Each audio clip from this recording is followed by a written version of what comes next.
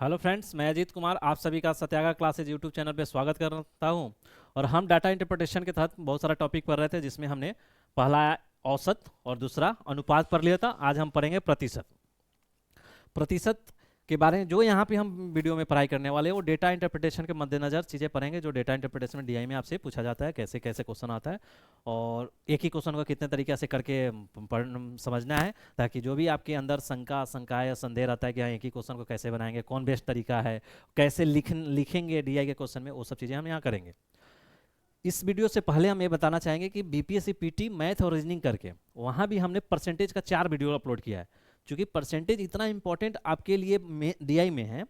आपको पीटी में तो हो सकता है एक क्वेश्चन पूछेगा, किसी साल नहीं भी पूछेगा या कहीं यूज हो उसका, तो वहाँ ज़्यादा आपको नुकसान नहीं होगा। लेकिन डीआई में बिना परसेंटेज का कोई डीआई का क्वेश्चन ही नहीं होगा, जहाँ परसेंटेज का क्वेश्चन उसमें सब क्वेश्चन में ना हो।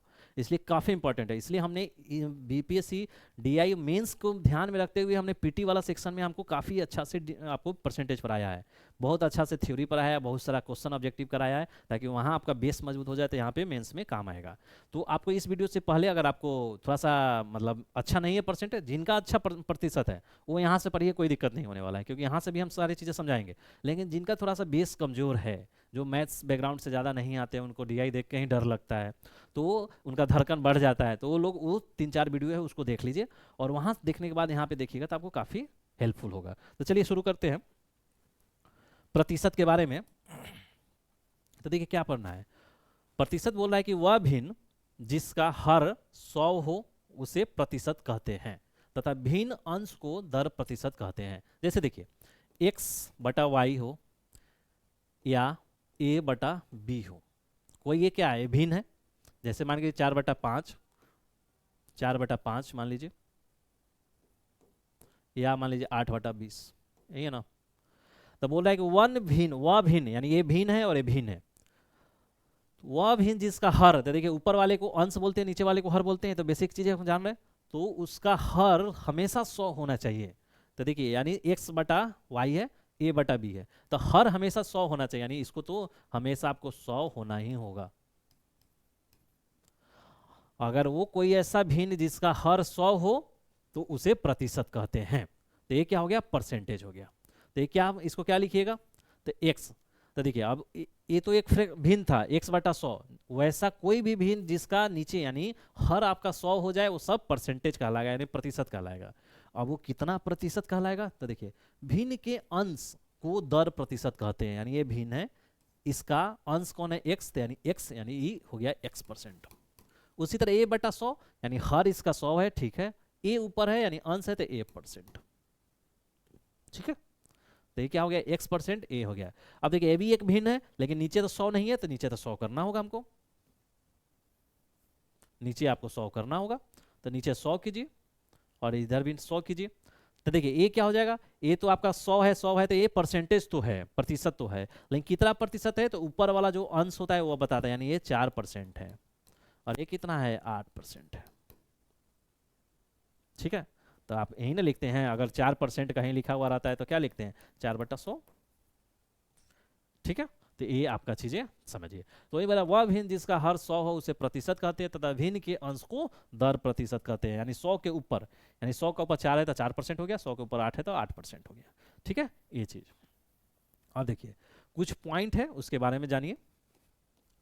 किसी भिन्न x बटा वाई, कोई भिन्न x बटा ए वाई यानी फ्रैक्शन यानी x बाई वाई, या दशमलव या कोई भी 0.06 है इतना को प्रतिशत में बदलने के लिए 100 से गुना करते हैं। अब आपको बेसिक पीटी वाला पढ़ाए हैं, वहां भी हम आपको बताए थे सब चीजें कि आपको कोई भी भिन्न यानी x बटा वाई हो या कोई भी दशमलव उसको प्रतिशत में बदलना है तो क्या करना है, 100 से मल्टीप्लाई कर देना है। जैसे देखिए 4/5, 4/5 क्या है, एक फ्रैक्शन है यानी भिन्न है, इसको परसेंटेज में बदलना है। इसको परसेंटेज में बदलिएगा कैसे, 4/5 गुना 100 कर दीजिए। तो देखिए 5, 20 और 20 चौको 80 यानी 80%, ठीक है। ये तो हमेशा याद रखिए, कहीं भी अगर भिन्न हो और दशमलव में हो उसको आपको परसेंटेज में बदलना है तो गुना 100। जैसे देखिए 0.06 है, इसको 100 से गुना कीजिए तो क्या आ जाएगा, 6%, ठीक है। अब देखिए दूसरा क्या है कि प्रतिशत x% को भिन्न या दशमलव, तो देखिए जब हम भिन्न को या दशमलव को परसेंटेज में बदलना, प्रतिशत में बदलना है गुना 100 करके, तो हमको अगर प्रतिशत में दिया है तो भिन्न में या दशमलव में लाने के लिए 100 से भाग करेंगे, उसका उल्टा काम। तो वही बोल रहा है कि अगर प्रतिशत में दिया हुआ है तो भिन्न या दशमलव में बदलने के लिए उसे 100 से विभाजित करेंगे। देखिए जैसे अब ये देखिए, ये 6 है, मानिए 6% आपको दिया हुआ है, 6% दिया हुआ है, तो इसको बोलेगा कि भिन्न में बदलिए, तो 6 से क्या डिवाइड करेंगे 100 से, तो 6 बटा जी, तो इसको इसको कट कर देंगे, 2 3 6 2 50। अगर फ्रैक्शन में रहने देना है तो 3 बटा 50, 3 बटा 50 अगर भिन्न में ही रहने देना है तो, या आपको दशमलव में ले जाना है तो यही देखिए 6 बटा क्या था, ये 6 बटा 100 ना, तो 100 से भाग देते हैं तो दशमलव में क्या होता है, इसके बाद 2 जीरो के बाद हो जाएगा, यानी आपका 0.06। तो यही तो देख रहे हैं 0.06 से शुरू हुआ था, 6% आया, 6% के बदल के हम दशमलव में लाए थे 0.06। तो दोनों याद रखिए, समझ के रखिए, याद क्या रखना है कि अगर भिन्न में दिया रहे या दशमलव में दिया रहे, प्रतिशत में लाना है तो 100 से गुना, अगर प्रतिशत में दिया है उसको भिन्न या दशमलव में लाना है तो उसे 100 से भागा करेंगे। चलिए, उससे भी ज़्यादा इंपॉर्टेंट तीसरा और चौथा पॉइंट है, इसको ज़्यादा समझिए, क्योंकि ये आपका पूरा डीआई में आपको परेशान करेगा या आपसे गलती करवाएगा। क्योंकि आप अगर इसको नहीं समझ के रखिएगा तो बहुत लोग को डाउट रहता है कि सर ऊपर नीचे, ऊपर कभी ऊपर वाले को नीचे कर लिख देंगे, नीचे वाले को ऊपर लिख देंगे। तो ये दोनों पॉइंट को बढ़िया से समझिए। अब बोल रहा है प्रतिशत वृद्धि बताना है आपको। मान के चलिए कि x है और ये x से y हो रहा है कुछ, तो ये मान के चलिए 150 है और 150 से 250 हो जा रहा है, ठीक है। तो इसमें क्या देख रहे हैं, 150 से कोई चीज़ 250 हो रहा है, यानी बढ़ रहा है, यानी इसमें क्या हो रहा है, वृद्धि हो रहा है ना, तो वृद्धि हो रहा है। तो वृद्धि हो रहा है तो इसमें क्या पूछ सकता है, प्रतिशत वृद्धि। मान के चलिए वृद्धि हो रहा है तो हमेशा प्रतिशत वृद्धि पूछेगा ना, तो प्रतिशत वृद्धि भी देखिए, final value minus initial value minus initial value. Final मतलब मान लीजिए कि अंतिम मान, इसको हिंदी में लिखिएगा, क्या लिखे, अंतिम मान माइनस प्रारंभिक मान, प्रारंभिक मान बटा प्रारंभिक मान, प्रारंभिक मान गुना 100, हिंदी में लिखना चाहिएगा। तो फाइनल वैल्यू यानी अंतिम मान माइनस इनिशियल वैल्यू यानी प्रारंभिक मान बाई प्रारंभिक मान गुना 100। तो देखिए फार्मूला के चक्कर में नहीं पढ़ना है आपको, हम समझदार हैं वो चीज़ समझिए, क्योंकि फार्मूला के चक्कर में पढ़िएगा गलती करके आइएगा एग्जाम में और बाद में अफसोस कीजिएगा या फार्मूला हमने गलत लगा दिया। तो फार्मूला के चक्कर में क्यों पढ़ना, हम जो बेसिक कंसेप्ट है उसको ध्यान में रखेंगे।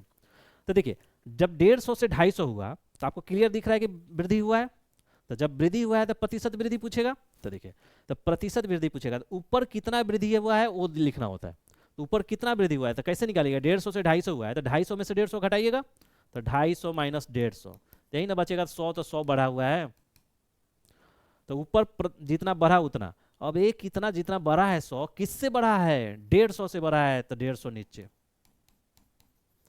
हमेशा याद रखिए परसेंटेज निकालने के लिए जिससे कंपैरिजन पूछेगा, जिससे पूछेगा कितना बड़ा छोटा बढ़ा कम हुआ है या कितना प्रतिशत है, जिससे वो पूछेगा यानी जिससे कंपैरिजन करवाना है उसको नीचे लाएंगे। यानी यहाँ पे क्या पूछेगा कि y x से कितना प्रतिशत ज्यादा है, y x से कितना प्रतिशत ज्यादा है, तो प्रतिशत या एक y में x से कितना प्रतिशत वृद्धि हुआ, तो प्रतिशत वृद्धि तो 250 माइनस 150 बाई 150, किससे पूछ रहा है, x से, तो x वाला नीचे आ रहा है, तो देख रहे हैं काटिएगा तो क्या आएगा, 150 में से जाएगा तो 100, 100 बटा 150 गुना 100, एक जीरो से एक जीरो कैंसिल होगा और 5 दूना 10 और 5 3 15 यानी 200 बटा 3 यानी 66.67% आएगा, दिख जा रहा है 66.67% आएगा, ठीक। तो वही प्रतिशत वृद्धि, प्रतिशत वृद्धि कभी कभी प्रतिशत कमी पूछेगा, मान के चलिए ये आपका 100 हो जाए, ये आपका 100 हो जाए और ये आपका 150 ही मान लीजिए, ठीक है। अब देखिए अब क्या हो रहा है, प्रतिशत कमी हो रहा है। अब इसमें देखिएगा तो 150 से क्या हो जा रहा है, 100 हो जा रहा है, तो ये क्या हो रहा है, कम हो रहा है ना, ये क्या हो रहा है, कमी हो रहा है। अब देखिए कमी हो रहा है तो पूछेगा क्या आपको, प्रतिशत कमी बताइए, प्रतिशत कमी, तो प्रतिशत कमी कैसे निकालिएगा, तो 150 से 100 में हुआ ना कितना कमी हुआ था, कैसे कमी निकालिएगा, 150 माइनस 100 बटा किससे कमी हुआ है, 150 से, यानी पूछेगा आपको कि y x से कितना प्रतिशत कम है या y में x से कितना प्रतिशत की कमी है, तो 150 से कमी है यानी 150 नीचे और गुना 100, 150 में से 50 गया तो 50 बटा 150 गुना 100, तो 50 थी यानी 100 बटा 3 यानी 3 तिहाई 9 और 3 तिहाई 9 3 तिहाई 9 3 तिहाई 9 33.33%, ठीक है। तो आप क्या देख रहे हैं, तो आप देखिए कि वृद्धि जहां होगा वहां वृद्धि पूछेगा, कमी होगा वहां पे कमी निकालना आपका होगा, प्रतिशत कमी। ठीक है, नेक्स्ट देखिए। अब ये चारों पॉइंट याद रखिए, ये भी बहुत इंपॉर्टेंट है और काफ़ी आपको परेशान करेगा। ये सब परेशानी वाला जगह है, आपको ये सब चीज़ समझ लीजिएगा तो फिर डीआई में कोई दिक्कत नहीं है। यहीं सब कमी रहता है स्टूडेंट के पास, यहीं पे डाउट रहता है, जिसके कारण वो आता हुआ क्वेश्चन या तो उल्टा ऊपर नीचे में गलती कर देंगे और उनका आंसर गलत हो जाता है। तो देखिए, कोई पूछेगा मात्रा 1 और मात्रा 2 का कितना प्रतिशत है। कोई भी पूछेगा मात्रा 1, मान लीजिए क्वांटिटी 1 है और क्वांटिटी 2 है, दो है क्वांटिटी, वही मात्रा 1 मात्रा 2 से। तो हमेशा पूछेगा मात्रा 1 2 का कितना प्रतिशत है। तो क्या पूछ रहा है, मात्रा 1 किसका कितना प्रतिशत है, 2 का। तो जिसका पूछेगा वो नीचे होता है, हमेशा याद रखिए, यूनिवर्सल नियम है। जिससे पूछेगा कि कोई चीज पूछेगा कि बोलिए Q1 Q2 का कितना परसेंट है, पूछ रहा है Q1 Q2 का कितना परसेंट है, Q2 का पूछ रहा है तो Q2 नीचे, Q1 ऊपर, गुना 100, ये 100 है। ठीक, तो देखिए वहीं अगर मात्रा 1 है तो मात्रा 1 मात्रा 2 का कितना प्रतिशत है, तो मात्रा 1 2 का पूछ रहा है तो 2 नीचे, गुना 100। वहीं अगर ये पूछे मात्रा 2, अगर यही हमसे पूछे ये कि 2 1 का कितना है, तो मात्रा यानी 2 1 का किसका पूछ रहा है, 1 का, यानी 1 नीचे, गुना 100। तो ये पूछ रहा है मात्रा 2 मात्रा 1 का कितना प्रतिशत है, तो मात्रा 2 बाई मात्रा 1 गुना 100। यानी जिससे पूछे, हमेशा क्वेश्चन में पूछी पढ़िए, देखिए किससे पूछ रहा है, वो कंपैरिजन करा रहा है, किससे पूछ रहा है, तो जिससे पूछेगा वो नीचे आएगा हमेशा, इसलिए हमने ये दोनों चीजें लिखा है। अब देखिए तीसरा, देखिए मात्रा 1 मात्रा 2 से कितना प्रतिशत अधिक है। अब देखिए, एक तो पूछा कि कितना प्रतिशत है, सिंपल सिंपल पूछेगा 50 150 का कितना है, 50 150 का कितना परसेंट है, तो क्या 50 3 और 100/3 हो जाएगा, यानी 33.33।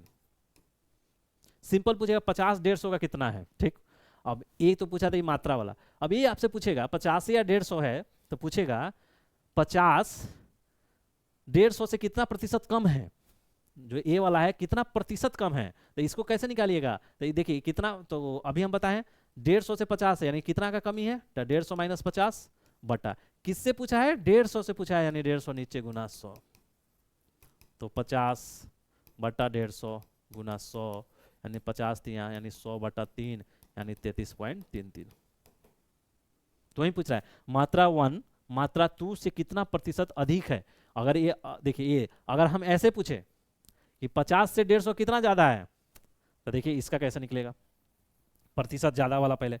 अब दो 50 से 150 है, तो बोला 150 50 से कितना प्रतिशत अधिक है, तो कितना प्रतिशत कितना अधिक है, तो 150 माइनस 50 करेंगे तो 100 अधिक है, बटा किससे पूछा 50 से अधिक कितना अधिक है, तो 50 गुना 100, 100/50 गुना 100, 50 दूना 200, यानी 200% ज्यादा है। 50 से 150 ज्यादा है तो प्रतिशत अधिक पूछेगा, तो मात्रा 1 माइनस मात्रा 2 बाई मात्रा 2 गुना 100। अब देखिए इसमें, तब मात्रा 1 50 है, मात्रा 2 150। अब किससे, अब पूछा है मात्रा 1 मात्रा 2 से कितना प्रतिशत अधिक है, वो है, तो एन अधिक है, तो ये हो गया मात्रा 1 और ये हो गया मात्रा 2, है ना। अधिक पूछा था मात्रा 1, तो देखिए मात्रा 1 150 माइनस, तो यहाँ 150 माइनस 50 बाई मात्रा 2 50 गुना 100, तो देखिए 150 माइनस 50 बाई 50 गुना 100। बहुत बढ़िया से, बहुत आराम से समझिए इस चीज़ों को, टाइम लगे वीडियो को पॉज कर दीजिए, अपना से पेपर पे लिख लिख के समझिए कि अच्छा कैसे कैसे सर बोल रहे हैं, कि हाँ जिससे कंपैरिजन करना है वो नीचे करना है, नहीं तो ये मात्रा मात्रा के चक्कर में रहिएगा ना, तो आपका मात्रा कम हो जाएगा, यानी मार्क्स वाला मात्रा कम हो जाएगा, इसलिए मात्रा मात्रा के चक्कर। अब देखिए क्वांटिटी होता है, उसका हिंदी मात्रा होता है, तो क्या कीजिएगा, मात्रा हमको लिखना मजबूरी है, नहीं तो एक क्वांटिटी अगर यही इंग्लिश में लिखना रहता तो Q1/Q2 गुना 100 होता, क्वांटिटी 1/क्वांटिटी 2 गुना 100। अब हिंदी में उसका मात्रा होता है तो लिखना पर मजबूरी है, तो मात्रा मात्रा के चक्कर में नहीं पड़ना है, नहीं तो मात्रा आपका कम होगा। तो देखिए ये पर बस सिंपल देखना है, अगर ज़्यादा हो रहा है तो ज़्यादा किससे हो रहा है वो नीचे रहेगा हमेशा, और परसेंटेज में निकालने के लिए तो गुना 100 करना ही करना होता है, क्योंकि ये फ्रैक्शन वैल्यू है। और अभी पीछे पढ़े हैं आप कि अगर फ्रैक्शन यानी कोई भी भिन्न है उसको प्रतिशत में बदलने के लिए गुना 100 करते हैं। ठीक, उसी तरह अगर कमी पूछेगा तो मात्रा 2 बाई मात्रा 1 बाई मात्रा 2, यानी फिर कमी जो पूछेगा। नोट देखिए क्या है, आधार मूल्य ज्ञात न होने के कारण प्रतिशत मूल्य के आधार पर कोई भी तुलना नहीं किया जा सकता, मतलब बोल रहा है कि बेस वैल्यू ना रहे। अगर ये 50 से 150 हुआ और ये 50 हम मिटा दिए, तो बोलेंगे 150 कितना प्रतिशत हुआ, बेस ही नहीं रहेगा तो नहीं बनेगा, वो चीज़ें परसेंटेज हम नहीं निकाल सकते हैं। यानी परसेंटेज निकालने के लिए, यानी प्रतिशत निकालने के लिए हमेशा जिससे कंपैरिजन कर रहे हैं, यानी उसका कितना प्रतिशत, अधिक या कम, या उसका कितना प्रतिशत, उसका है ना वो होना चाहिए, यानी उसका होना चाहिए, मेरा हो या ना हो, वो वाला होना चाहिए, जिससे कंपैरिजन करे उससे उसका होना चाहिए। चलिए अब कुछ क्वेश्चन के माध्यम से आपको समझाते हैं कि कैसे कैसे आपको करना है।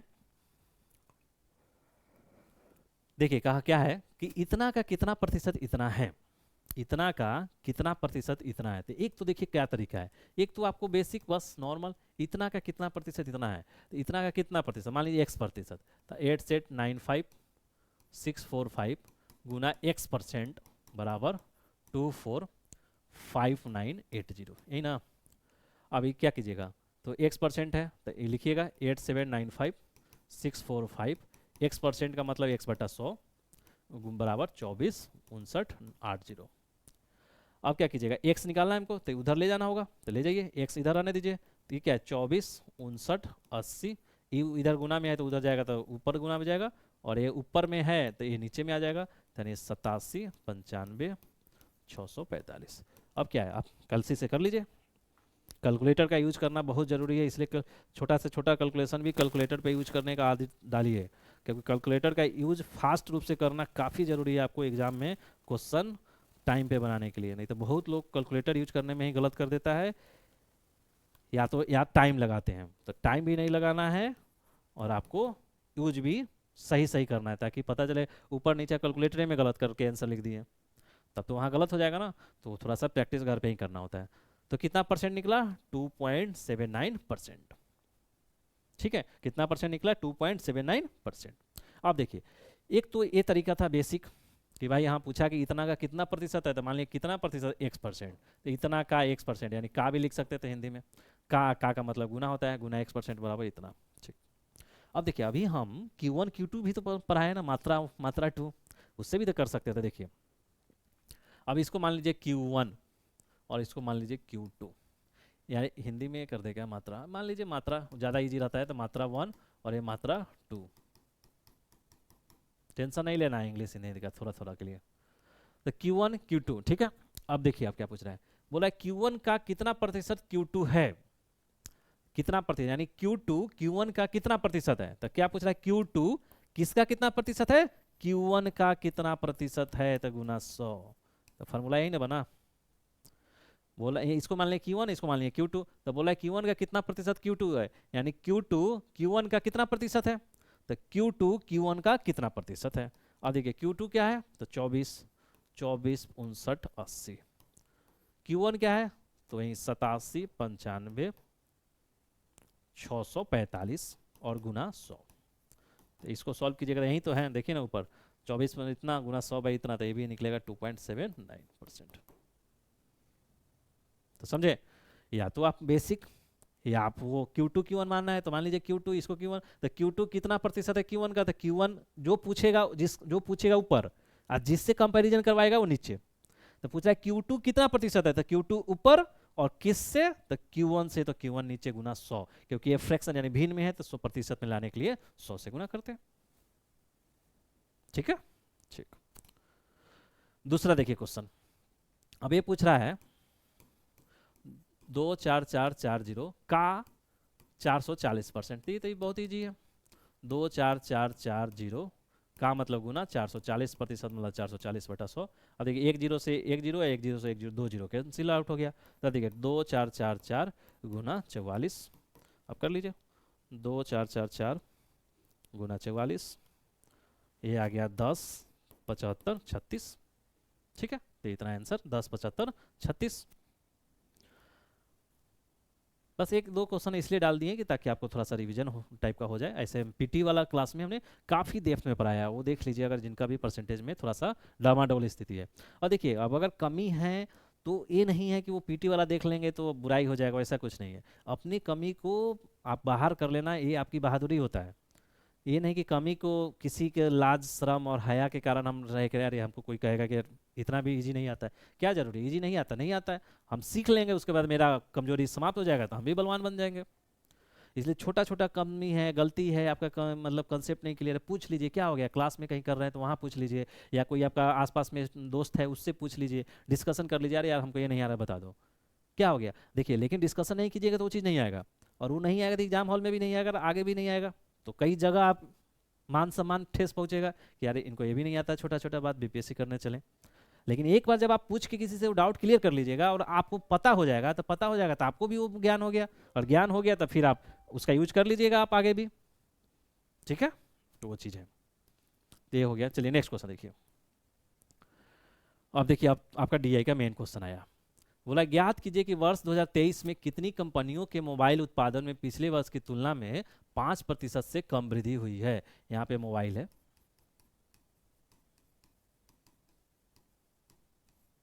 मोबाइल इन इतना। तो देखिए क्वेश्चन क्या बोल रहा है, क्वेश्चन आपको बोल रहा है कि ज्ञात कीजिए कि वर्ष 2023 में, यानी 2023 में कितनी कंपनियों, यानी कंपनी जो एबीसीडी दिया, कंपनियों के मोबाइल उत्पादन में पिछले वर्ष यानी 2022 की तुलना में 5% से कम वृद्धि हुई है। देख रहे हैं, कम वृद्धि यानी वृद्धि हुआ होगा। देखिए तो इसमें इसमें देख रहे हैं बढ़ा हुआ है, डेटा सब बढ़ा है यानी वृद्धि हुआ है।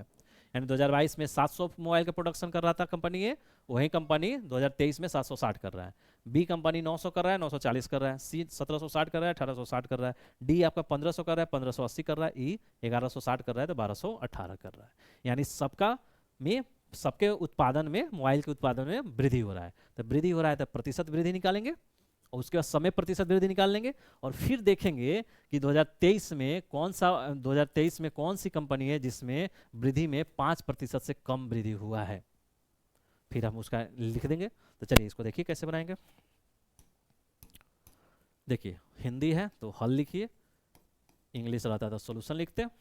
चलिए अब देखिए इसमें क्या लिखिएगा, क्योंकि आपका हर कंपनी के लिए निकालना है तो हर कंपनी में लिखना होगा वर्ष 2023 में मोबाइल के उत्पादन में प्रतिशत वृद्धि कंपनी ए के लिए, कंपनी बी के लिए, कंपनी सी के लिए। तो एक लाइन ऊपर ही हम कॉमन लिख देते हैं सबके लिए, एक लाइन कॉमन लिख देंगे कि वर्ष 2023 में, वर्ष 2023 में मोबाइल के उत्पादन में, मोबाइल के उत्पादन उत्पादन में उत्पादन में प्रतिशत वृद्धि, प्रतिशत वृद्धि, ठीक है। क्या लिख दीजिएगा, प्रतिशत वृद्धि। अब किसके लिए, तो कंपनी ए के लिए, तो यहाँ लिख दीजिए कंपनी प्रतिशत वृद्धि, और ऐसा दे दीजिए यानी सबके लिए कंपनी,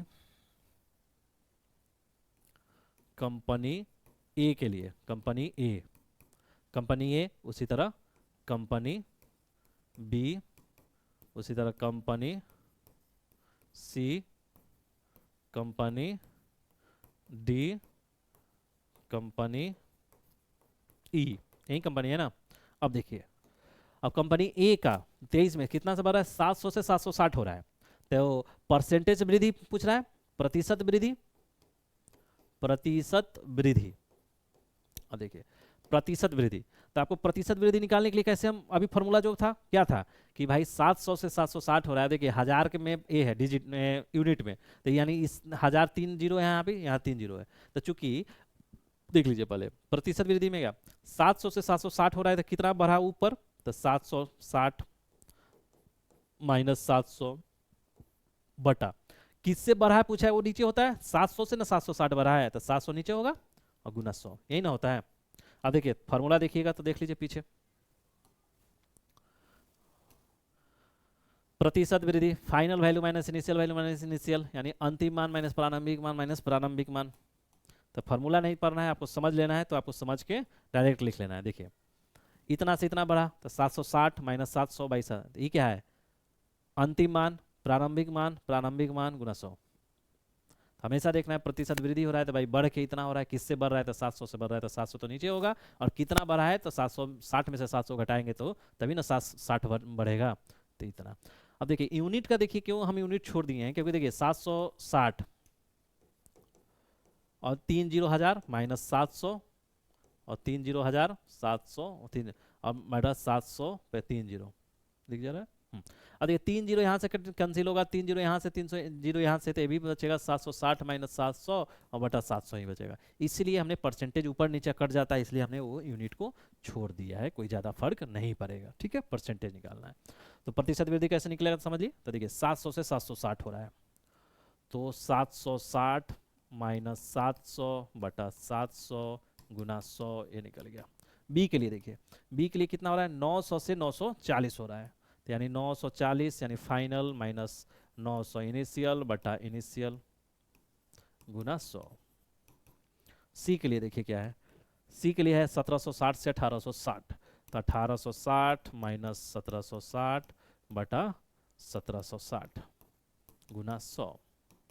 डी के लिए देखिए क्या है, डी के लिए क्या है, 1500 से 1580 हो रहा है, यानी ऊपर कितना बढ़ा, तो 1580 माइनस 1500, इतना बढ़ा, किससे बढ़ा, तो 1500 से बढ़ा गुना 100।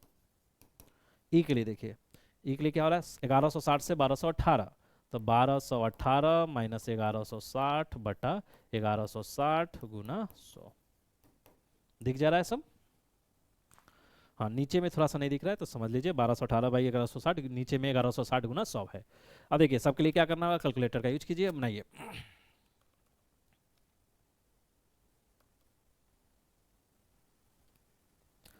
देखिए 760 माइनस 700 डिवाइड बाई 7,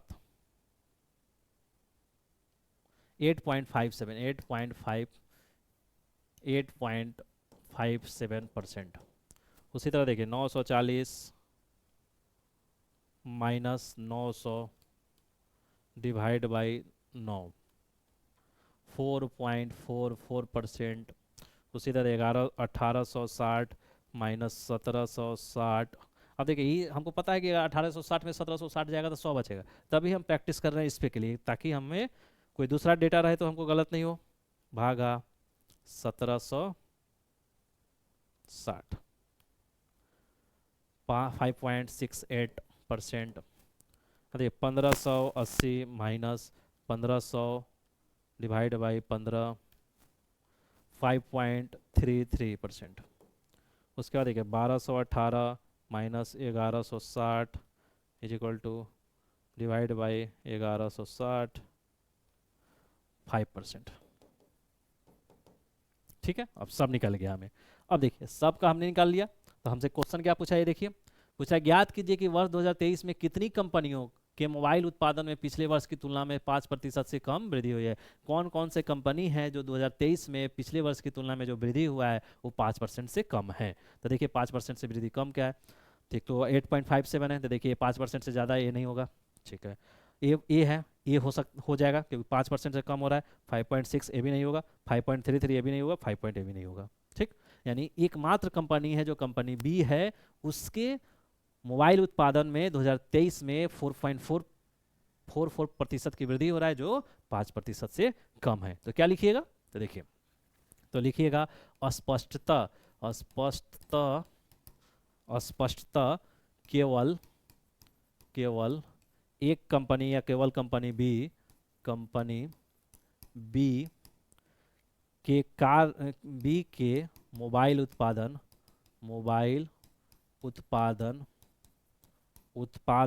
में वर्ष 2023 की तुलना में, वर्ष 2023 में पिछले वर्ष की तुलना में, पिछले वर्ष की तुलना में 5% से कम की वृद्धि हुई है। ठीक, इतना लिख दीजिएगा तो आपका क्लियर हो जाएगा। ठीक है, देखिए स्पष्टता केवल कंपनी बी। अब देखिए कंपनी बी है तो इसके बगल में लिख दीजिए 4.44%, ताकि ये भी दिख जाए कि यहाँ 5% से कम है, कि मोबाइल उत्पादन में वर्ष 2023 में पिछले वर्ष की तुलना में 5% से कम की वृद्धि हुई है। ठीक है, अब देखिए एक तो आप ये मेथड से बना दिए कि हमने आप सबका अलग अलग निकाला और ये कर लिया। एक मेथड ये भी तो हो सकता है कि आप ऐसे कर लीजिए, हल क्या दिए गए, ये भी तो लिख सकते हैं, दिए गए सारणी से निम्नलिखित सारणी बना सकते हैं, लिख दीजिए, क्या दिक्कत है। दिए गए सारणी से निम्नलिखित सारणी बना सकते हैं। अब सारणी में क्या दिया हुआ है, तो ये दिया हुआ है कंपनी, अब कंपनी, और इधर दिया हुआ है का मोबाइल के उत्पादन में वृद्धि, मोबाइल के उत्पादन में प्रतिशत वृद्धि, प्रतिशत वृद्धि। अब क्या है, कंपनी ए है, बी है, सी है, डी है और ई है, और ई है। ठीक है, आपका ये दिख रहा है। अब भाई कंपनी ए के उत्पादन में कितना वृद्धि हो रहा है, देखिए तो कंपनी ए के उत्पादन में क्या वृद्धि हो रहा था, 760 से 700 से 760, तो क्या लिखिएगा 760 माइनस 700 बटा 700 गुना 100, तो इसको कीजिएगा तो कितना आ रहा था, देख लीजिए कितना आ रहा है 8.57, 8.57। अब ऐसे ऐसे सबका बंद कर लीजिए और फिर देख लीजिए, तो ऐसे ऐसे कीजिएगा तो सबका ऐसे ही आएगा, यही वाला ये वाला आपका फॉर्मेट बन जाएगा ना। तो देखिए वो लिख दिए जो, और ये वाला देखिए यही तो टेबल बनेगा ना, कंपनी ऐसे हो जाएगा और यहाँ पे लिखाएगा कंपनी और इसमें प्रतिशत वृद्धि, और यही वाला सब आ जाएगा, यहाँ से थोड़ा सा हट जाएगा, ये यहाँ पे क्या हो जाएगा कंपनी, ये हो जाएगा कंपनी,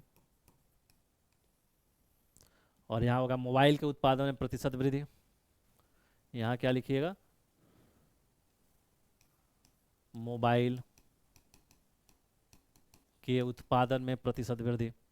ठीक है, तो कंपनी ए बी सी इसके लिए, और ये उसके बाद ये जब टेबल बना लीजिएगा तो दिख गया, तो उसके बाद वही लाइन लिख दीजिएगा यहाँ पे, यह स्पष्ट केवल कंपनी बी के मोबाइल उत्पादन में वर्ष इतना से इतना की वृद्धि हुई है। तो इसको दोनों तरीका से आप बना सकते हैं, बस आपको डिपेंड करेगा आप कौन सा प्रेजेंटेशन दिखाना चाहते हैं, कौन सा। ठीक है, चलिए नेक्स्ट क्वेश्चन देखिए, ज्ञात कीजिए कि कितने वर्षों में चावल का उत्पादन यानी चावल का उत्पादन पिछले वर्ष की तुलना में 30% से अधिक कम हुई है। अब देखिए वहां पे अधिक समय अधिक हो रहा था और यहाँ पे कम का पूछा है, क्योंकि हर टाइप का हम एक दो क्वेश्चन कराना चाहते हैं आपका, जो आपको बीपीएससी में पूछा जाएगा, ताकि हर टाइप का किए रहिएगा तो आप कंफर्टेबल रहिएगा तो किसी टाइप का क्वेश्चन आएगा बना लीजिएगा। तो देखिए पिछले वाले क्वेश्चन में बढ़ रहा था 2023 में 2022 से मोबाइल का उत्पादन बढ़ रहा था, इसमें देखिए इसमें हर साल घट रहा है, देखिए 974 से 976 हो रहा है, 974 से 726, देखिए 726 से 524, 524 से 276 और 274 से 184, देख रहे हैं हर साल कम हो रहा है, हर साल कम हो रहा है। तो वही पूछ रहा है कि ज्ञात कीजिए कि कितने वर्षों में यानी 2020, 21, 22, 23, 24 में कौन कौन सा वर्ष है जिसमें पिछले वर्ष की तुलना में 30% से अधिक की कमी हुई है। तो पहले तो हमको कमी निकालना होगा, सब में प्रतिशत कमी, और उसके बाद देखना होगा कि इसमें प्रतिशत कमी सबसे हो रहा है। तो चलिए इसको बनाइए, तो देखिए हल, अब देखिए इसमें क्या लिखिएगा, तो बस वही यहाँ भी आपको दो तरीका हो सकता है, या तो एक टेबल बना दीजिए या आप लिख के सॉल्व कर लीजिए, दोनों आप में इक्वल मार्क्स दोनों में मिलेगा, किसी में कोई मार्क्सिंग का कट नहीं होने वाला है। ठीक है, तो देखिए हल दिख जा रहा है। अब देखिए यहाँ क्या लिखिएगा, चावल, चूंकि क्या है चावल का उत्पादन है ना, देखिए चावल का उत्पादन पिछले वर्ष की तुलना में कमी, तो देखिए सब में लिखना होगा, तो चावल के उत्पादन में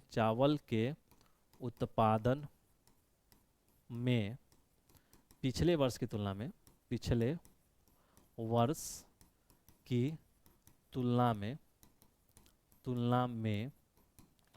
वर्ष की तुलना में प्रतिशत कमी। ठीक है, क्योंकि इस सब के लिए लाइन रहेगा, हर साल के लिए रहेगा, चावल के उत्पादन में पिछले वर्ष की तुलना में प्रतिशत कमी। अब देखिए प्रतिशत कमी तो किस वर्ष में, तो यहाँ लिखिए वर्ष 2021 में, वर्ष 2022 में, वर्ष 2023 में, 24 पे है क्या, वर्ष 2024 में। ठीक है, 21 में, 22 में, 23 में, 24 में, देखिए तो सही है ना। हाँ 20, 21, 22, 23, 24। अब देखिए 1, 2, 3, 4, 5 है, हमने 1, 2, 3, 4 लिया, क्यों जी, एक के साथ नाइंसाफी क्यों। तो देखिए क्या है, अब बोल रहा है कि पिछले वर्ष की तुलना में प्रतिशत कमी निकालना है।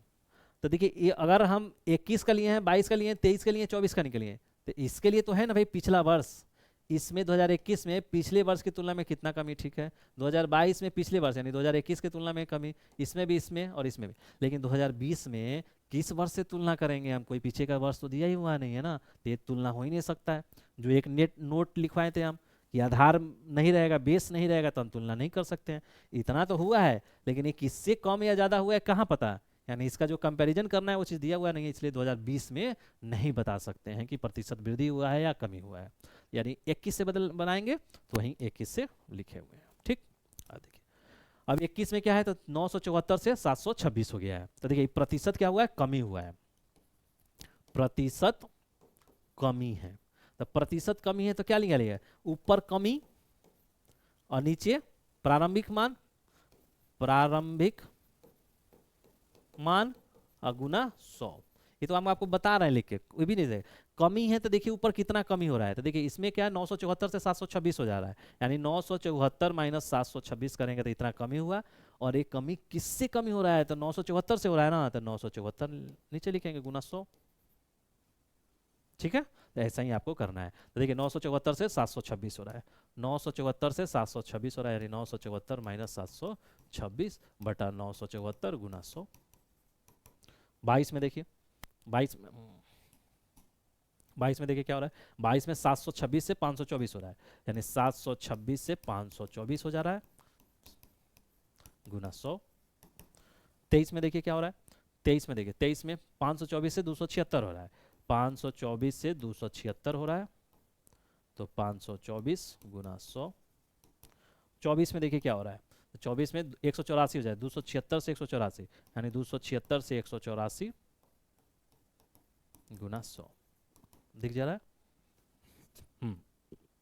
अब क्या है, सबका कैलकुलेशन कर लीजिए कैलसी यानी कैलकुलेटर पे।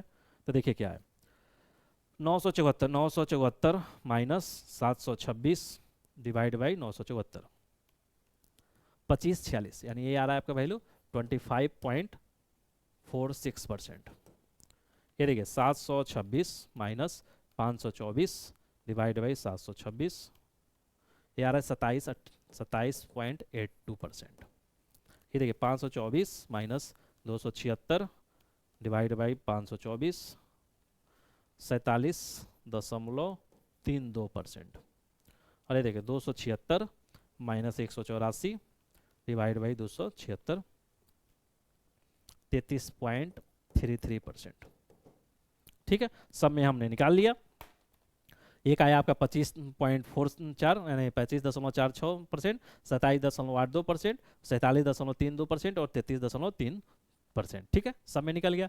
अब देखिए, अब क्वेश्चन जो पूछा है वो देखिए, पूछा है ज्ञात कीजिए कि कितने वर्षों में चावल का उत्पादन पिछले वर्ष की तुलना में 30% से अधिक कम हुआ है। तो देखिए ये तो सब में कमी है, तो ये तो 25% है, तो ये तो हुआ नहीं, 30% से अधिक के कमी हुआ।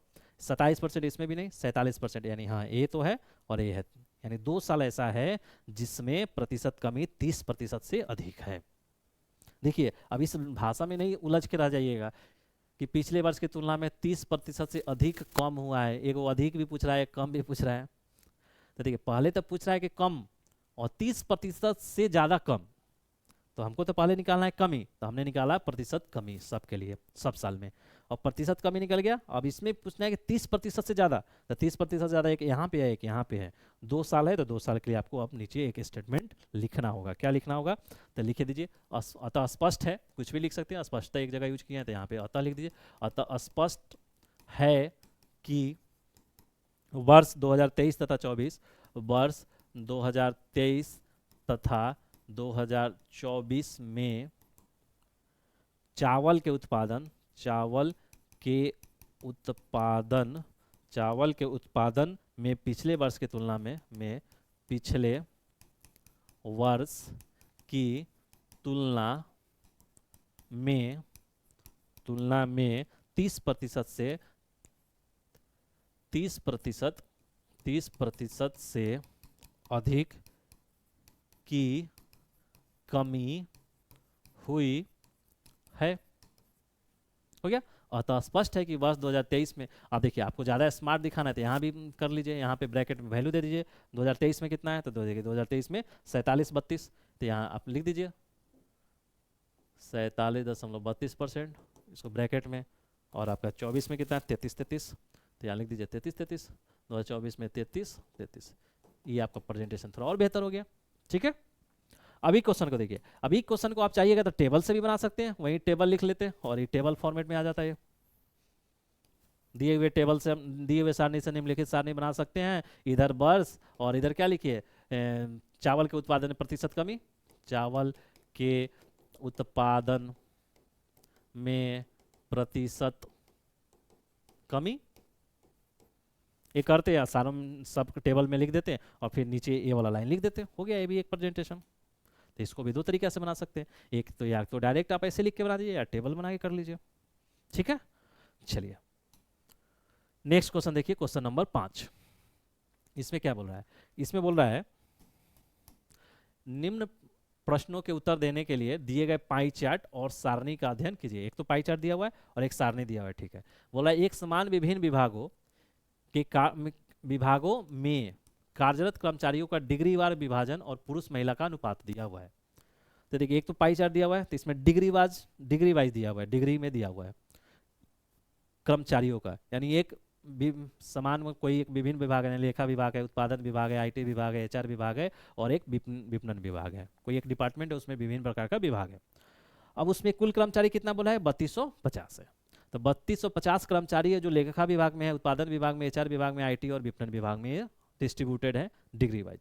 उसके बाद पता है प्रत्येक विभाग, उत्पादन विभाग जो इतना विभाग है उधर भी विभाग है, उसमें पुरुष और महिला का रेशियो दिया हुआ है कि उत्पादन विभाग में 4 पुरुष है और 1 महिला है, मतलब 4:, यानी 4:1 का, इतना 1:2 का, ठीक है।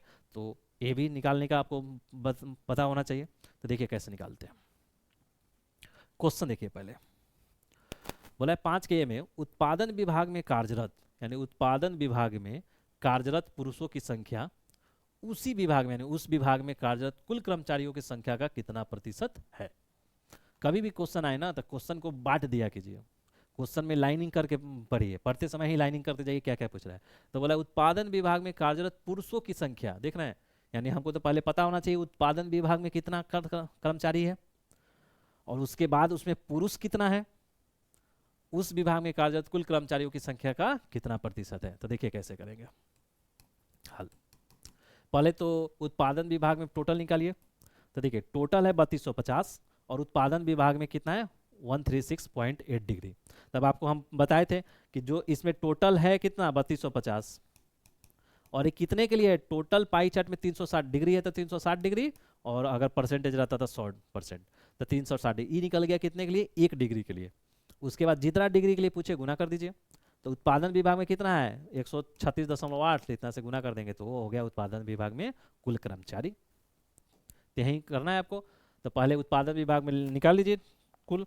तो देखिए क्या लिखिएगा, उत्पादन विभाग में कार्यरत कुल कर्मचारी या कर्मचारियों की संख्या। तो देखिए उत्पादन विभाग में कुल कर्मचारी कैसे, तो कुल कितना है 3250 है ना, 3250। तो देखिए कुल है 3250 और पाई चार्ट कैसा है डिग्री वाला, तो डिग्री वाला यानी पूरा पाई चार्ट में 360 डिग्री थे, 360 डिग्री ई जैसे भागी थे, ई पूरा निकला 1 डिग्री के लिए। और अब उत्पादन विभाग में कितना डिग्री है देखिए, तो उत्पादन विभाग में कितना 136.8, तो 136.8 से कर दीजिएगा तो ये निकल जाएगा आपका उत्पादन विभाग में कार्यरत कर्मचारी। तो देखिए निकाल लीजिए। तो 3250 डिवाइड बाई 360 गुना 136.8, 1235 कर्मचारी हैं। कितना है 1235 कर्मचारी आपका निकल गया उसके लिए। अब देखिए अब उत्पादन विभाग में कार्यरत कुल कर्मचारी निकल गया, तो ये तो नहीं। अब उत्पादन विभाग में कार्यरत पुरुष निकालना है। अब देखिए अब लिखिए उत्पादन विभाग में कार्यरत पुरुष कर्मचारी, या इसको आप आगे लिखना चाह रहे हैं तो लिख सकते हैं उत्पादन विभाग में कार्यरत पुरुष कर्मचारियों की संख्या। अब उधर लिखना है तो लिख लीजिए, हम यहीं पर रहने देते हैं कार्यरत पुरुष कर्मचारी। तो देखिए उत्पादन विभाग में कितना कर्मचारी काम कर रहा है 1235। अब देखिए उत्पादन विभाग है जो उत्पादन विभाग में 1235 काम कर रहा है। पहले तो देखिए कोई एक विभाग है, मान लीजिए कि उत्पादन विभाग है, ठीक। तो उत्पादन विभाग है तो क्या होगा, एक तो होगा कि कुल कर्मचारी, ठीक है। तो कुल कर्मचारी कितना निकल गया है 1235, कितना 1235 ना, हाँ 1235, तो ये तो 1235 निकला। अब देखिए अब उत्पादन विभाग में माने कुल कर्मचारी 1235 है तो इसमें कुछ महिला होगा कुछ पुरुष होगा, तो इसमें पुरुष कर्मचारी भी होगा और इसमें महिला कर्मचारी भी होगा। तो 1235 टोटल है, तो पुरुष महिला कैसे निकलेगा? तो देखिए उसके लिए हमको पुरुष महिला का अनुपात दिया हुआ है। तो देखिए उत्पादन विभाग 4:1 है, 4 पुरुष। अगर पुरुष पूछे तो 4/4+1, अगर महिला पूछेगा तो 1/4+1, नहीं ना, क्योंकि पुरुष 4 है, 4/4+1 दोनों को जोड़ के 5 करते हैं। अगर महिला पूछता तो 1/4+1 5। तो देखिए क्या पूछा है, उत्पादन विभाग में कार्यरत पुरुष कर्मचारी। तो उत्पादन विभाग में देखिए कर्मचारी पुरुष क्या है, तो पुरुष कर्मचारी 4 और दोनों को जोड़ेंगे 4 + 1 5, यानी 4/5। अब इसको निकालिए, तो निकालने के लिए क्या करेंगे, कैलकुलेटर का यूज करेंगे। तो 1235 डिवाइड बाई 5 गुना 4, 988। 988 कर्मचारी हैं जो पुरुष हैं उत्पादन विभाग में। अब देखिए अब क्या पूछा है, इसलिए अभिष्ट क्या पूछा है, उत्पादन विभाग में कार्यरत पुरुषों की संख्या। तो पुरुषों की संख्या क्या हुआ, निकला ये, उस विभाग में कार्यरत कुल कर्मचारियों का की संख्या का कितना प्रतिशत है, यानी ये पुरुष कर्मचारी जो उत्पादन विभाग में हैं, उत्पादन विभाग में कुल कर्मचारियों का कितना प्रतिशत है, यानी ये कितना प्रतिशत है इसका। तो इसलिए अभिष्ट प्रतिशत, अभिष्ट प्रतिशत, अभिष्ट प्रतिशत। तो कौन कितना है, तो 988 जो है ऊपर, और किससे पूछ रहा है, तो जिससे कंपैरिजन किया रहा है उसको नीचे, यानी 100। ठीक है, दिख जा रहा है। हाँ, ये पूछ रहा है ए कितना है, ए कितना परसेंट है इसका। तो ए कितना पर, जो कितना परसेंट पूछेगा ऊपर, किसका पूछेगा वो नीचे, यानी किससे, 1235 से नीचे 1235। ठीक है, यानी कैलकुलेटर का यूज कीजिए अब। तो 988 डिवाइड बाई 1235, 8 यानी 80.0%, यानी 80%। सिंपल लिख दीजिए 80%, यानी ये आपका निकल के आया 80%। ठीक है, तो ये 80% हो गया। तो उत्पादन विभाग में कार्यरत पुरुषों की संख्या उस विभाग में कार्यरत कुल कर्मचारियों की संख्या का कितना प्रतिशत है, तो 80% है। नेक्स्ट देखिए क्वेश्चन। अब नेक्स्ट क्वेश्चन में पूछ रहा है कि आईटी विभाग में कार्यरत महिलाओं की संख्या सभी विभागों को मिलाकर संगठन में कार्यरत कर्मचारियों की संख्या का कितना प्रतिशत है। तो पहले तो आईटी विभाग में आपको पता करना होगा। ठीक है, अब देखिए आईटी विभाग में कार्यरत महिला पूछा है, तो पहले तो आपको पता होना चाहिए आईटी में कुल कर्मचारी कितना है। तो लिखिए आईटी विभाग, आईटी विभाग में कार्यरत कुल कर्मचारी, कुल कर्मचारी, कर्मचारी या कुल कर्मचारियों की संख्या भी लिख सकते हैं, लिख दीजिए कुल कर्मचारियों की संख्या। तो देखिए इतना, टोटल कितना है 3200, टोटल कितना है 3250, और आपका आईटी में देख लीजिए 57,600, 3250 और 57,600। तो देखिए 3250 गुना 57,600 लिख दीजिए, नहीं तो भूल जाएंगे। अब देखिए 3250 किसका है, पूरा पाई चार्ट के लिए। तो पूरा पाई चार्ट डिग्री में है तो क्या है 360 डिग्री। आप निकाल लीजिए 3200, ये 6 है। अब देखिए कैलकुलेटर का यूज कीजिए, तो कैलकुलेटर का यूज कीजिएगा तो क्या है 3250 डिवाइड बाई 360 और गुना 57,600, 520, यानी 520 कर्मचारी हैं जो आईटी विभाग में काम कर रहे हैं। अब 520 कर्मचारी आईटी विभाग में काम कर रहे हैं, तो आईटी विभाग में कार्यरत महिलाओं की संख्या निकाल लीजिए। तो आईटी विभाग में कार्यरत कौन, महिलाओं की संख्या, महिलाओं की संख्या।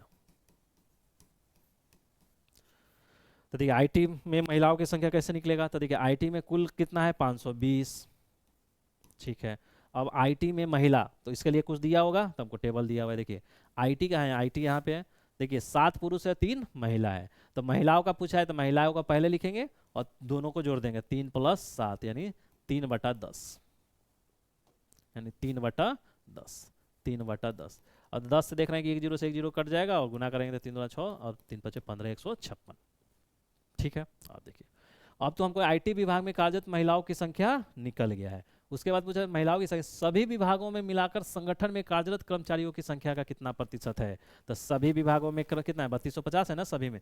सभी विभागों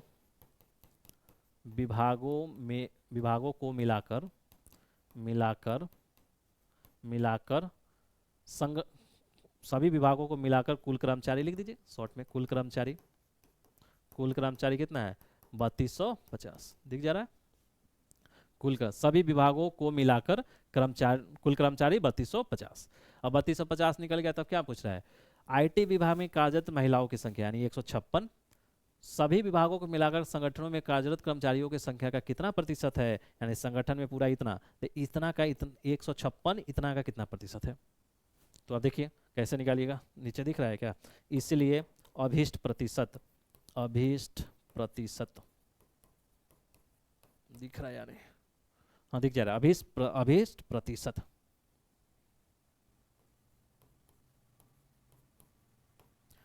प्रतिशत देखिए तो कितना पूरा 156, तो 156 किसका, 3250 का, 3250 का गुना 100, 156 3250 का, तो कैलकुलेटर पे निकाल लीजिए 156 3250 का कितना होगा, 156 3250 का देखिए तो 156 100 डिवाइड बाई 3250 ये आ गया 4.8%, यानी आपका आंसर हो गया 4.8% कर्मचारी जो महिला आईटी डिपार्टमेंट में काम कर रहा है वो कुल कर्मचारियों का है, यानी 3250 का 4.8% आपका 156 है। ठीक है, तो ये क्वेश्चन है। तो इसमें क्या देख रहे हैं आप, इसमें देख रहे हैं कि सिंपल पूछ रहा है कि ए इसका कितना प्रतिशत है, इसमें ये नहीं पूछ रहा है कि अधिक या कम, सिर्फ इसका पर है। तो इसको ई पूछ रहा है कितना प्रतिशत है, ये ऊपर, और जिससे पूछ रहा है वो नीचे गुना 100। अब यही पूछता है कि 156 3250 से कितना अधिक प्रतिशत है, तो फिर इसमें से 3250 में से 156 माइनस करते हैं, उतना अधिक बटा 3250 करते हैं। नेक्स्ट क्वेश्चन में देखिए वैसा क्वेश्चन होगा। अच्छा इसमें क्वेश्चन वही दो ही क्वेश्चन था, 5 का ये और 5 का भी। अब देखिए नेक्स्ट क्वेश्चन में आ जाएगा आपको उस टाइप का क्वेश्चन भी, अधिक और लेस का आएगा। इसमें देखिए बोला है कि निम्नलिखित बार ग्राफ का ध्यानपूर्वक अध्ययन कीजिए और नीचे दिए गए प्रश्नों के उत्तर दीजिए। देखिए ये क्वेश्चन आपको एवरेज में भी, यानी आपको औसत में भी और अनुपात में भी पूछा, परसेंटेज में पूछा हुआ है। एक क्वेश्चन में कई क्वेश्चन आते हैं, तो हम अलग अलग टॉपिक वाइज पढ़ा रहे हैं इसलिए टॉपिक वाइज किए। देखिए दिए गए वर्षों में परीक्षा में उपस्थित और उत्तीर्ण विद्यार्थियों की संख्या दिया हुआ है, यानी अपीयर मतलब उपस्थित, यानी ये उपस्थित है और ये पास हो रहा है। यानी कोई एग्जाम में 2011 में कोई एक एग्जाम है जो 2011 में 700 लोग उसमें उपस्थित हो रहा है, 450 पास हो जा रहा है, तो फेल कितना होगा, फेल माइनस करेंगे 700 में से 450 चलेगा तो 250, तो 250 फेल हो गया। उसी तरह सब में निकाल लेंगे तो फेल का निकल जाएगा। ठीक है, तो देखिए क्वेश्चन कैसा पूछ रहा है उस हिसाब से देखेंगे। तो देखिए क्वेश्चन क्या है, किस वर्ष के लिए परीक्षा में उत्तीर्ण होने वाले विद्यार्थियों का प्रतिशत अधिकतम है। अब किस वर्ष में पूछ दिया, यानी अब हर वर्ष का निकालना होगा। किस वर्ष के लिए परीक्षा में उत्तीर्ण होने वाले विद्यार्थियों का प्रतिशत अधिकतम है, यानी अब सब ईयर में, यानी 2011 12 13 14 15 16 में आपको निकालना होगा कि प्रतिशत पास यानी प्रतिशत उत्तीर्ण परीक्षा में उत्तीर्ण वाले विद्यार्थियों का प्रतिशत, यानी प्रतिशत उत्तीर्ण होगा। तो देखिए अब ये 700 पास अपीयर यानी उपस्थित हुआ, 450 पास कर गया, तो कितना परसेंट पास किया, तो देखिए 450 स्टूडेंट है जो पास कर रहा है, यही ना पास कर रहा है, और कितना में पास कर रहा है, 700 में, और गुना करेंगे तो परसेंटेज निकलेगा। समझ पा रहे हैं ना। अब देखिए ये चीज समझना होगा, नहीं तो बहुत लोगों का सब क्वेश्चन समझ रहे हैं, ये भी समझ लेंगे ई कैसे हो गया, 450 ऊपर कैसे हो गया। तब हमको मानिए कि 2011 में 700 लोग बैठ रहा है और उसमें से 450 पास कर जा रहा है, तो 450 पास कर रहा है तो पूछेगा प्रतिशत पास बताइए, तो 450 जो पास कर रहा है कितना में पास कर रहा है, 700 में पास कर रहा है ना, तो 700 का ना परसेंट निकलेगा। तो हम पूछे ना, बताए है ना, जिससे कंपैरिजन पूछेगा वो नीचे, यानी 700 में ना 450 पास किया है तो 700 नीचे गुना 100, तो इतना प्रतिशत वो पास किया उस साल में। उसी तरह 12 में 600 बटा 800 गुना 100, 750 बटा 850 गुना 100, 800 बाई 900, ऐसे कर करके सब में निकालेंगे, और सब में निकालेंगे उसके बाद हम कंपैरिजन करेंगे कि किस ईयर में सबसे अधिक प्रतिशत हो रहा है। तो देखिए क्या लिखिएगा, परीक्षा में उत्तीर्ण होने वाले विद्यार्थियों का उत्तीर्ण होने वाले विद्यार्थियों का विद्यार्थियों का प्रतिशत का प्रतिशत का प्रतिशत, परीक्षा में उत्तीर्ण होने वाले विद्यार्थियों का प्रतिशत, और इसको हाइपन दे दीजिए और लिखिए वर्ष 2011 में, वर्ष 2011 में, उसी तरह वर्ष 2012 में, उसी तरह वर्ष 2013 में, उसी तरह वर्ष 2014 में, कहाँ तक है, 16 तक है क्या, 2016 तक है, तो 14 में, उसी तरह वर्ष 2015 में, और उसी तरह वर्ष 2016 में। दिख रहा है 16 में, 16 में दिख रहा है। अब देखिए तो 2011 में देखिए, तो 11 में कितना, 700 में 450 पास कर रहा है, तो 450 पास कर रहा है कितना में, 450 पास कर रहा है 700 में, गुना 100। 2012 में देखिए, 2012 में 600 800, यानी 600 पास कर रहा है कितना में, 800 में, तो गुना 100। 13 में देखिए, 13 में क्या है, 750 850 में पास कर रहा है, यानी 750 कितना में पास कर रहा है, 850 में, गुना 100। 2014 में देखिए, 2014 में 800 900, यानी 800 पास कर रहा है कितना में, 900 में। उसे 15 में देखिए, 15 में 700 800, यानी 700 पास कर रहा है आपका 800 में। 16 में देखिए, 16 में 600 750, 600 लड़का पास कर जा रहा है आपका 750 में, गुना 100। यही है ना, 600 750 ना, 600 750, ठीक है। अब सबका परसेंटेज निकाल लीजिए, तो इसके लिए क्या करना होगा, इसके लिए कैलकुलेटर यूज करना होगा। तो देखिए 450 डिवाइड बाई 7, तो ये हो गया आपका 64.28%। उसके बाद देखिए, उसके बाद है 600 में 800, 600 डिवाइड बाई 8 75%। अब 750 डिवाइड बाई 8.5, ये हो गया आपका 88.23%। अब देखिए 800 डिवाइड बाई 9, ये हो गया 88.88%। अब 700 डिवाइड बाई 8, ये हो गया 87.5%। और ये हो गया आपका 600 डिवाइड बाई 700, 7.5 तो हो जाएगा 80%। देखिए सबका हमने परसेंटेज वाइज निकाल लिया, ठीक है। 64.28%, 75%, 88.23%, 88 या 89 कर सकते हैं क्योंकि ये टेट रहेगा, तो 87.5 और 80%, ठीक। आपका ये परसेंटेज निकल लिया।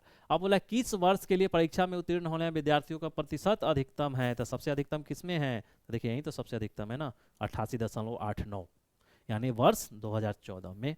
तब एक लाइन स्टेटमेंट लिख देंगे, क्या लिख देंगे, अतः स्पष्ट है या अस्पष्टता, अस्पष्टता वर्ष 2014 में, अस्पष्टता वर्ष 2014 में परीक्षा में उत्तीर्ण होने वाले, परीक्षा में उत्तीर्ण होने वाले विद्यार्थियों का, होने वाले विद्यार्थियों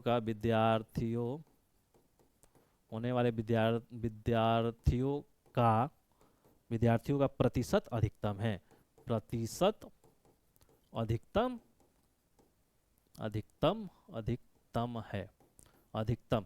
तो ये क्या लिख दीजिए यहाँ पे, अधिकतम क्या है, अधिकतम है, हो गया। अब देखिए कुछ लोग कहते हैं कि सर ये वाला जो लाइन वाला लिखे कैसे लिख दिए हैं तो देखिए उसको कैसे लिख दिए समझ लीजिए। अब हमसे जो क्वेश्चन पूछा गया ना उसी को हम लैंग्वेज में लिख दिए हैं। अब पूछा क्या गया है कि परीक्षा में उत्तीर्ण होने वाले विद्यार्थियों का प्रतिशत अधिकतम था, तो अधिकतम किस में था, 2014 में, और ये डेटा था तो हमने लिख दिया। स्पष्ट वर्ष 2014 में परीक्षा में उत्तीर्ण होने वाले विद्यार्थियों का प्रतिशत अधिकतम। अब यहाँ से देखिए, यहाँ से यहाँ तक देखिएगा तो क्वेश्चन में लिखा हुआ है परीक्षा में उत्तीर्ण होने वाले विद्यार्थियों का प्रतिशत अधिकतम है, ठीक है। चलिए अब देखिए दूसरा क्वेश्चन क्या है, 6 का बी। अब 6 का बी में बोला वर्ष 2011 से 13 तक परीक्षा में उत्तीर्ण, यानी 11 से 13 तक परीक्षा में उत्तीर्ण होने वाले विद्यार्थियों का कुल संख्या वर्ष 2014 से 16 तक परीक्षा में उत्तीर्ण होने वाले विद्यार्थियों के कुल संख्या से कितना प्रतिशत अधिक या कम है। अब अधिक और कम वाला पूछा, तो देखिए 11 से 13 तक परीक्षा में उत्तीर्ण, तो 11 से 13 कहाँ है, देखिए 11 से 13 ये वाला है। इस वाले 3 साल में परीक्षा में उत्तीर्ण कितना हुआ है, 450, 600, 750, तीनों को ऐड करेंगे। 2014 से 16 में कौन कौन उत्तीर्ण हुआ है? 800, 700, 600, तीनों का जोड़ के एक जगह, तीनों का जोड़ के एक तरह, और फिर देखेंगे प्रतिशत कम है या ज़्यादा है, वो निकाल लेंगे। चलिए देखिए, तो इसको बनाइएगा तो क्या कीजिएगा? हल, क्योंकि हिंदी में हल लिखते हैं, इंग्लिश में सॉल्यूशन लिखते हैं। देखिए अब क्या लिखिएगा? वर्ष 2011 से 2013 तक परीक्षा में उत्तीर्ण होने वाले विद्यार्थियों तक, परीक्षा में उत्तीर्ण होने वाले विद्यार्थियों की कुल संख्या, विद्यार्थियों की कुल संख्या। अब देखिए कुल संख्या क्या है? देखिए 2011 से 13 में, 11 से 13 में क्या है? तो 11 से 13 में 450, 600, 750, 450, 750, 450, 600 और 750, यही है ना? 450, 600, 750, उसी तरह से जोड़ दीजिए। 750, 100, 800, 4, 1200, 600, 1800, 1800 हो गया। ठीक है, उसी तरह लिखिए। अब ये वाला लिखिए वर्ष 2016 से, तो वर्ष 2014 से 2016 तक परीक्षा में उत्तीर्ण होने वाले विद्यार्थियों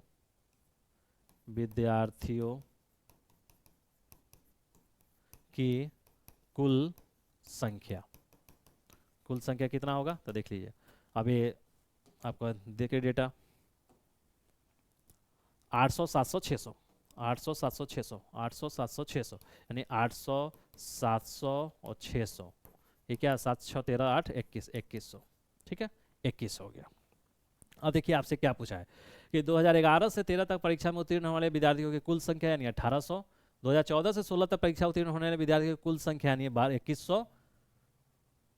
तो इतना देखिए, 2011 से 13 वाला जो संख्या है वो 14 से 16 वाले की संख्या से कितना प्रतिशत अधिक है या कम है, यानी ये इससे किससे कंपेरिजन, इससे कम है या अधिक है? तो 1800 2100 से तो ऑब्वियस बात है कम है, तो क्या लिखिएगा? इसीलिए अभीष्ट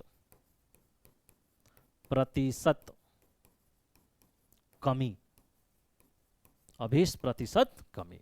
तो अभीष्ट प्रतिशत कमी कितना है? तो देखिए 2100 से 1800, 300 का कमी है, तो 2100 माइनस 1800। और किससे कमी पूछा है? 2100 से, यानी 2100 नीचे होगा गुना 100। ये नहीं दिखना है कौन ऊपर नीचे, देखना है वो किससे कंपैरिजन पूछा है। तो 2100 से ना पूछा कि 1800 कितना प्रतिशत कम है, तो 2100 नीचे। अब देखिए इसको सॉल्व कीजिए, तो सॉल्व कीजिएगा तो कैलकुलेटर लगा लीजिए। 2100 में से 1800 जाएगा तो 300, 300 बटा 21, 300 बटा 21, यानी 14.28%, यानी 14.28% आपका आंसर होगा।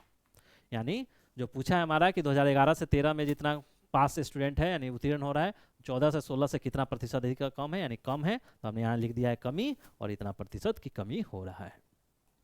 नेक्स्ट क्वेश्चन देखिए। अब नेक्स्ट क्वेश्चन है 7 नंबर। अब देखिए ये क्वेश्चन भी आपको औसत में और अनुपात दोनों में आया है क्वेश्चन, और इसमें भी आपका क्वेश्चन है परसेंटेज में। इससे क्या चीज़ें क्लियर हो रहा है कि हर जो डीआई का क्वेश्चन होगा ना, उसमें हर क्वेश्चन में एक एवरेज औसत से भी रहेगा, अनुपात से भी रहेगा, प्रतिशत से भी रहता है।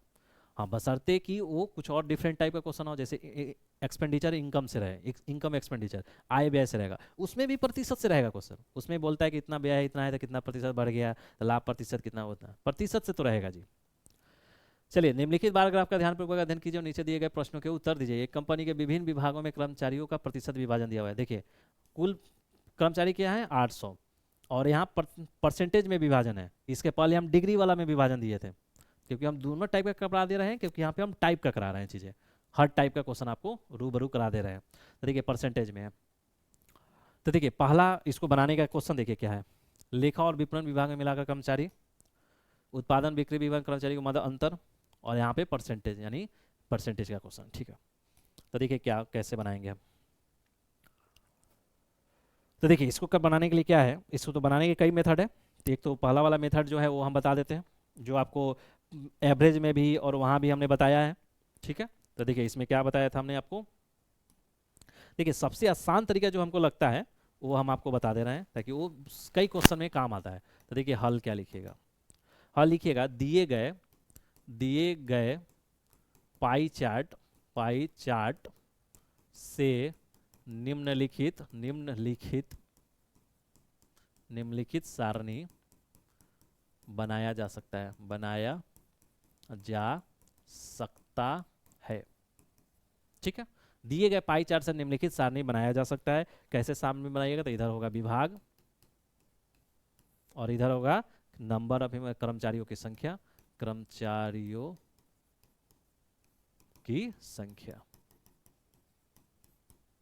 ठीक है, अब विभाग में देखिए कौन कौन सा विभाग है आपका। आईटी है तो आईटी को तो आईटी रहने दीजिए, चाहे हिंदी में लिख दीजिए आईटी। उसके बाद अकाउंट यानी लेखा के बाद है एचआर को एचआर मानव संसाधन इसको बोलते हैं हिंदी में। उसके मार्केटिंग यानी विपणन। उसके बाद सेल्स यानी बिक्री। ठीक है, 2 4 5 5 ही है ना, 1 2 3 4 5 6 है। क्या कौन सा हो गया, मार्केटिंग। प्रोडक्शन एक कम में हो गया है, तो देखिए प्रोडक्शन यानी विपणन के बाद है प्रोडक्शन यानी उत्पादन और नीचे तब आपका होगा आपका विपणन उत्पादन, उसके बाद बिक्री। ठीक है, चलिए अब देखिए कर्मचारियों की संख्या निकालना है। तो देखिए आपको बताए थे हम, कुल कर्मचारी कितना है 800 बटा, अगर ये डिग्री में रहता तो 360 होता, अगर परसेंटेज में है तो 100। अभी कितना के लिए, नगर 1% के लिए निकल गया। अब जितना परसेंट के लिए निकालना है उतना से गुना कर देंगे। आईटी में 8 है तो 8%, अकाउंट में 18 है तो 18%, एचआर में 12 है तो 12%, ऐसा ही करके हम सब निकाल लेंगे। ठीक है, तो देखिए 800 बटा 100 गुना 8%, 800 बटा 100 गुना जो परसेंट होगा 800 बटा 100 गुना 800 बटा 100 गुना 800 बटा 100 गुना और 800 बटा 100 गुना। ठीक है, तो आईटी में तो 8% है तो 8% हो गया। अकाउंट में 18 12 14, 18 12 14 और उत्पादन और बिक्री में देख लीजिए, तो उत्पादन और बिक्री में 32 16, 32 और 16। अब इसको सब कैलकुलेट से कीजिए तो सब 8 होगा तो 64 होगा, और 8 हटाई 64 के 4 और 8 हटाई 64, 814 144, 12 8 96, 8 चौको 32 और 3 8 3 11 112, 8 दूना 16, 8 3 का 24 1 25 256 और 8 6 48, 4 8 4 12 128। सबको ऐड करके देख लीजिए, 4 4 8 6 14 2 16 6 22 8 30 के 0 और 3 6 9 4 13 13 9 13 9 9 22 1 23 5 28 2 30 के 0 3 3 1 4 5 2 7 1 8 800, यानी यहाँ 800 आ गया तो यहाँ पे मेरा सही है, यानी यहाँ कुल लिख दीजिए कुल और इसको बंद कर दीजिए, तो हो गया। सबसे नीचे कुल लिए और ये 800 आ गया, यानी मेरा 800 कर्मचारी था, सही हो गया। अब जब ये टेबल बना दिए ना, तो अब जितना भी क्वेश्चन होगा, हर एक डीआई के क्वेश्चन में 4-5 क्वेश्चन आता है, अब ये 4-5 क्वेश्चन इस टेबल से बन जाएगा। इसलिए ऐसे क्वेश्चन में ना टेबल बना देना सबसे आसान होता है। देखिए कैसे, पहला क्वेश्चन देखिए, पहला क्वेश्चन में क्या पूछ रहा है, ये देखिए पहला क्वेश्चन में पूछ रहा है हल लिखिए। बोला लेखा और विपणन विभागों में मिलाकर कर्मचारियों की कुल संख्या बताइए। तो लिखिए लेखा विभाग में कर्मचारियों की संख्या। तो लेखा विभाग के कर्मचारियों की संख्या कितना है, देखिए लेखा विभाग में, लेखा में कितना 144, तो लिख दिए 144। यहाँ पे हमको सॉल्व नहीं करना पड़ रहा है। विपणन विभाग में उसी तरह लिखिए विपणन विभाग में कर्मचारियों की संख्या कितना है, तो विपणन में देखिए कितना है, विपणन में आप 112। अब बोला लेखा और विपणन विभाग में मिलाकर कर्मचारियों की कुल संख्या, इसलिए अभीष्ट कर्मचारियों की संख्या बराबर, तो 144 प्लस 112 बराबर कीजिएगा तो 4 2 6 2 4 1 5 और 1 1 2 256 हो गया। 256 आएगा आंसर आपका, 256 आंसर हो गया। ठीक है, तो क्या देख रहे हैं, यहाँ पे कैलकुलेशन नहीं करना पड़ रहा है, जब हम एक टेबल में कैलकुलेशन करके कर लिए, नहीं तो हर के लिए बार बार कैलकुलेशन करना पड़ता। नेक्स्ट देखिए, उत्पादन और बिक्री विभाग में कर्मचारियों की संख्या के मध्य अंतर पूछ रहा है। तो पहले तो हमको दोनों के कर्मचारी जानना होगा, तो लिखिए उत्पादन विभाग में कर्मचारियों की संख्या, क्या है ना, लिखेगा उत्पादन विभाग में कर्मचारियों की संख्या, और उसके बाद बिक्री विभाग, तो लिख दीजिए बिक्री विभाग में कर्मचारियों की संख्या। देखिए उत्पादन और बिक्री में कितना है, उत्पादन में देखिए, उत्पादन में कितना है 256 और बिक्री में 128, तो 256 और ये है 128। अब क्या लिखेगा, इसलिए जो पूछ रहा है उत्पादन और बिक्री विभाग में कर्मचारियों की संख्या के मध्य अंतर, तो अभिष्ट अंतर बराबर 256 माइनस 128, बचेगा 128। ठीक है, निकल गया। तीसरा क्वेश्चन देखिए क्या बोल रहा है, मानव संसाधन विभाग में कर्मचारियों की संख्या उत्पादन विभाग में कर्मचारियों की संख्या से कितने प्रतिशत अधिक या कम है। तो इसको क्या लिख करिएगा, तो पहले तो ये लिखना होगा कि मानव संसाधन विभाग में कर्मचारी या कर्मचारियों की संख्या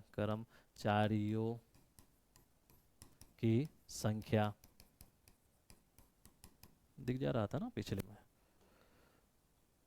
ठीक से। तो मानव संसाधन विभाग में कर्मचारियों की संख्या, उसके बाद उत्पादन विभाग में कर्मचारियों की संख्या। तो मानव संसाधन और उत्पादन में देख लीजिए कितना है, मानव संसाधन में कितना है 96 और उत्पादन में 256, यानी 96 और 256, 96 और 256, देखिए यह 96 और 256, यही ना। अब देखिए अब क्या क्वेश्चन पूछ रहा है, तो दोनों ने तो बोला मानव संसाधन विभाग में कर्मचारियों की संख्या, तो मानव संसाधन विभाग में कर्मचारी कितना है इतना, उत्पादन विभाग में कर्मचारियों की संख्या से, यानी उत्पादन विभाग में कर्मचारियों की संख्या से ये कितना प्रतिशत कम है या अधिक है, यानी 96 256 से कितना प्रतिशत कम है या अधिक है। ये दिख रहा है कि 256 से कम है तो कम ही होगा, तो वही प्रतिशत कम ही निकालना है, इसीलिए अभिष्ट प्रतिशत कमी, अभिष्ट प्रतिशत कमी। तो देखिए 256 से 96 कितना कमी है, तो 256 माइनस 96 इतना ही ना कमी होगा, और किससे कमी है 256 से, तो 256 हमेशा नीचे होगा, गुना 100 बराबर कर लीजिए, कैलकुलेटर से आंसर निकालिए। 256 माइनस 96 डिवाइड बाई 256, 62.5% आंसर कितना आएगा, 62.5% आंसर।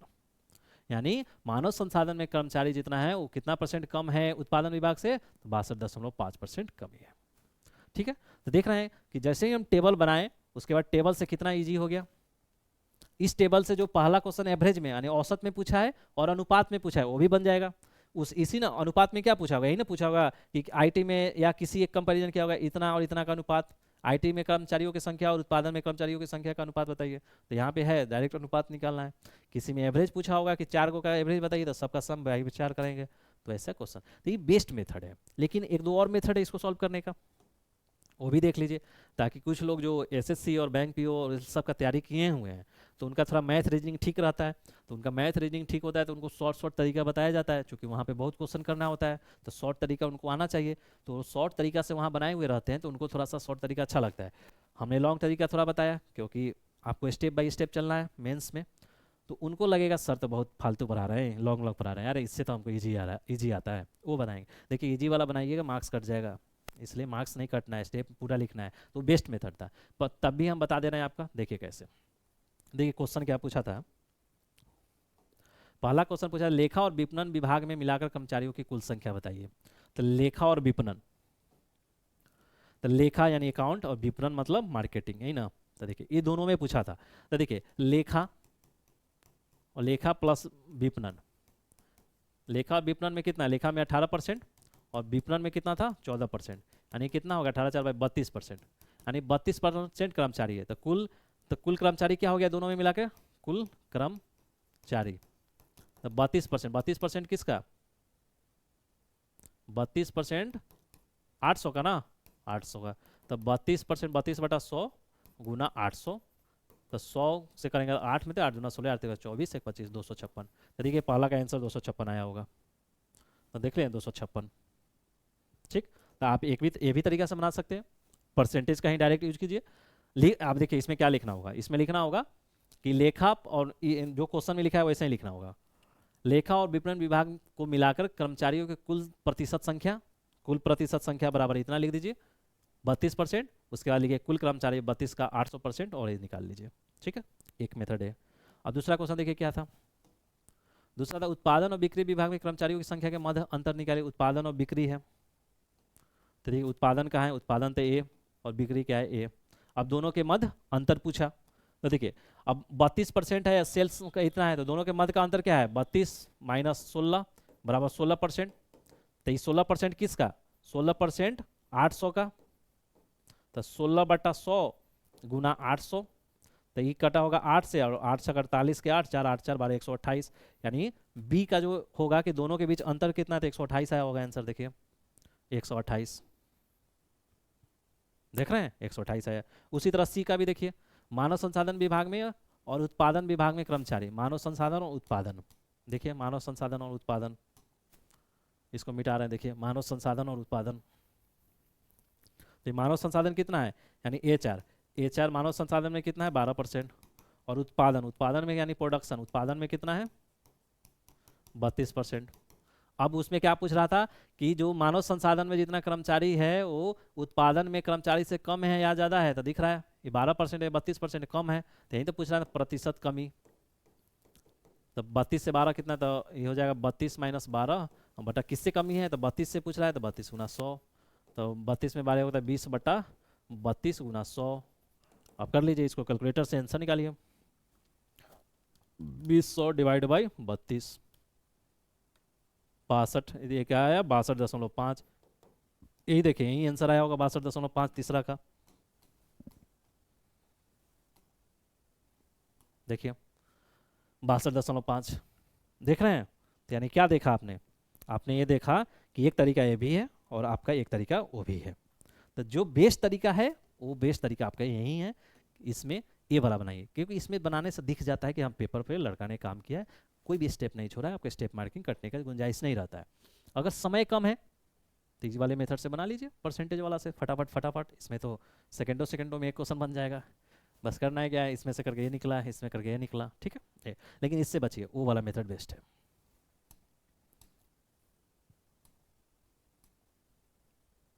Okay, thank you. इसी के साथ ये वीडियो आपका औसत का समाप्त हुआ। हमने औसत से रिलेटेड बहुत सारा क्वेश्चन कराया, और हमने एक ही क्वेश्चन को कई तरीके से कराने का प्रयास किया ताकि आपकी जो भी शंकाएं हो वो दूर हो जाए, और आपका कंसेप्ट जो है ना बेसिक कंसेप्ट वो बन जाए। उसके बाद तो हम बहुत लंबा लंबा और बड़ा बड़ा क्वेश्चन और PYQ सारा सॉल्व करेंगे। ठीक है, thank you for watching. Please like करें, शेयर करें, सब्सक्राइब करें, कहने की बात नहीं होनी चाहिए, ताकि आपका लाइक शेयर सब्सक्राइबर बढ़ेंगे, देखेंगे, उनका कमेंट अच्छा आएगा तो मेरा टीम मोटिवेट होगा, और उनका मेहनत के साथ ही हम आगे बढ़ते हैं। ठीक है, तो वो मोटिवेट हो, उनके लिए मोटिवेशन के लिए आप लोग लाइक शेयर सब्सक्राइब कीजिए, दोस्तों को बताइए ये चैनल पर क्या है। मेरे टेलीग्राम चैनल से जुड़िए, वहाँ पे बहुत सारा चीज़ें आपको वैल्यू एडिशन के लिए दिया जाता है। Thank you for watching.